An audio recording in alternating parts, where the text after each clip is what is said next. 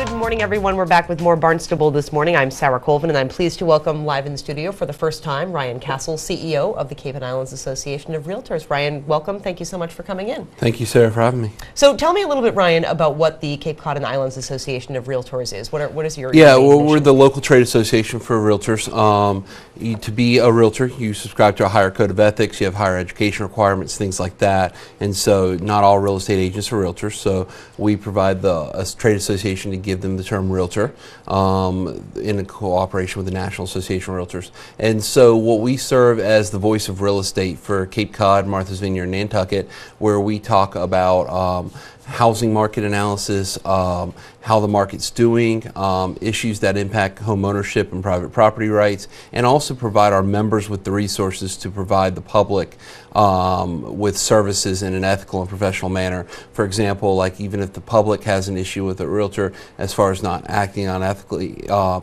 they can come to us, and we have a complaint process, professional standards process that administers to hold people accountable for the actions. That's great, and certainly, you know, real estate is one of the biggest purchases I think that people will ever make in their life. So making sure that everyone is operating under those ethical It definitely standards. is, and also what we also fail to remember too is that most people only do it once or twice in their life. You know, I tend to always forget that, and I was talking to my father-in-law, and he had questions about the selling process because he's never sold a home and he's 67 years old, you know. So it's very difficult for people that may have never done it before because it's something that you don't happen very much. Sure, I think about my mother-in-law who lives in Osterville, and she bought her home in the mid-70s and has lived there ever since. And, you know, so it has really, you know, besides that, certainly has not gone through that. I would imagine, Ryan, that the Cape is a relatively interesting place to kind of take a look at real estate. We have a lot of things going on here. We do, and it's very village specific even.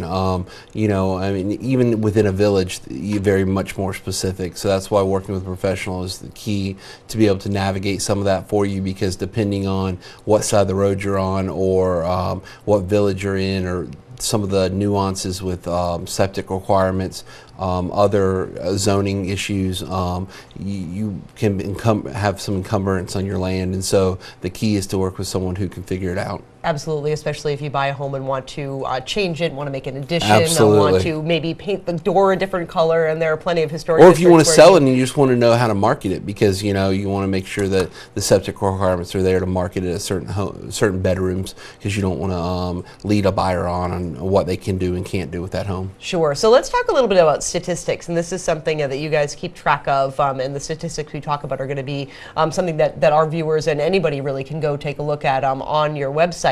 But what does the real estate picture look like in Barnstable? So right now it's pretty healthy. Countywide, what we're finding is that sales are over year up about 30%, about 15% right now. Pendings are really high, which pending sales are sales that have an accepted offer on their contract and have yet to close. So it could be a variety of reasons. One, it just takes 45 to 60 days from the time you get an accepted offer to close. Other factors may be happening, maybe waiting for a septic inspection, maybe waiting for a home inspection, maybe waiting for a home sale contingency, that kind of stuff. So that's where we talk about a pending sale. And pendings are great leading indicators to what the market's going to be, because those homes will more than likely eventually sell.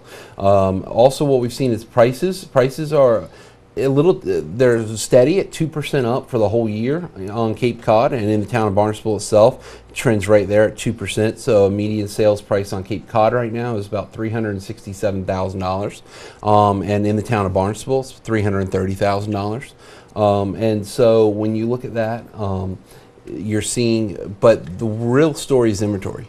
We are some of the lowest inventory levels we've been at since we have a computerized multiple listing service, which started in the around 2000.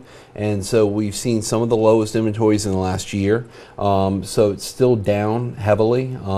At the end of last month, there were around a little over 2,400 homes for sale on Cape Cod. So the inventories really have dropped, and that's a combination of a lot of factors.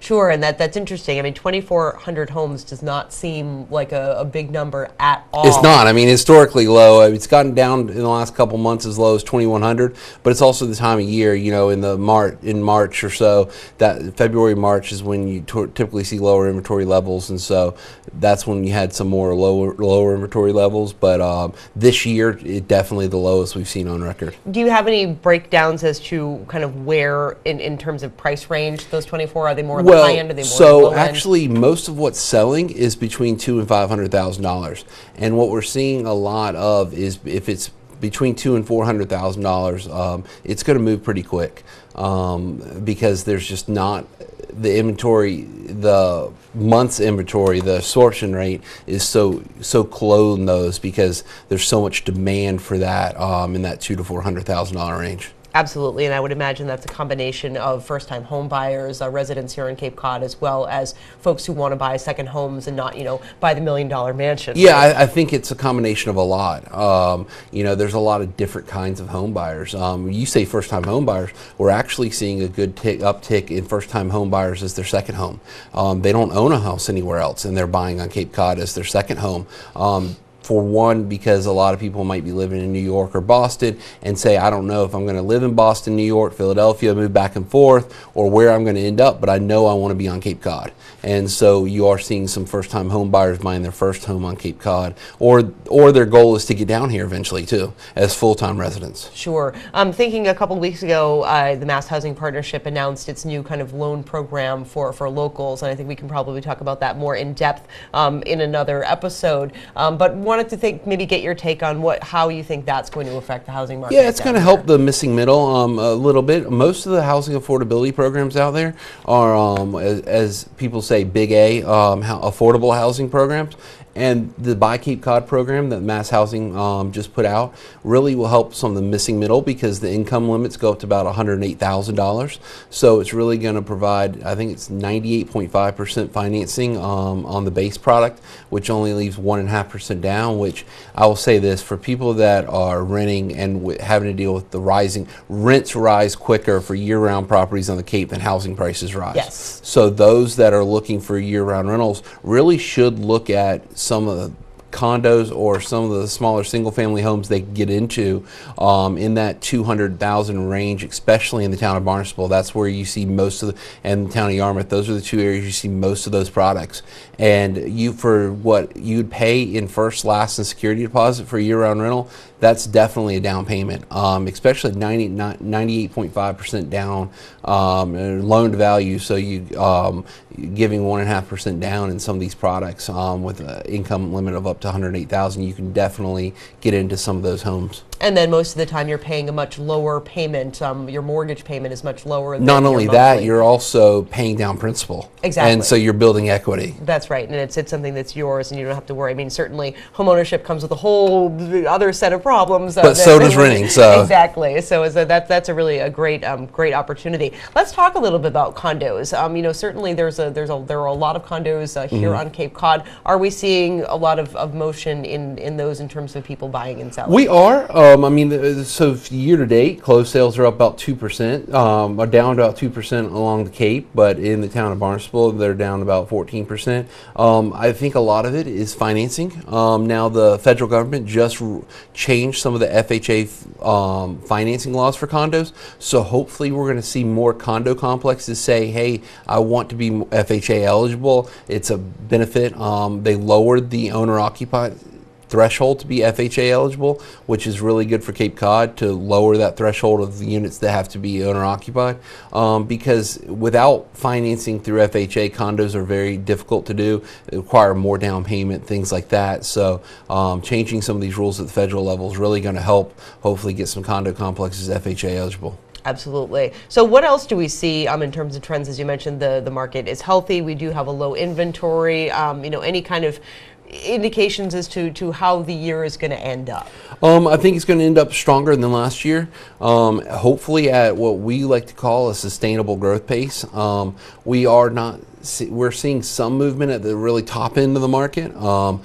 2 months ago, the largest sale ever that came through the multiple listing service happened for the lower Cape, happened in Chatham at $8.5 million. That's the largest on the lower Cape. And so you do see some of those type movements on the upper end. But hopefully it's going to be more of that, I think, trying to get more inventory in that 200,000 to 500,000 range. For example, 2 months ago, 87% of what sold was between $200,000 and $500,000. Wow. Yeah. That's pretty significant. Yeah. So, and certainly a pretty big range. So what we're seeing, any growth we're seeing is in that 200 to 500 range. Anything over 500,000 is pretty much year over year staying steady as far as sales.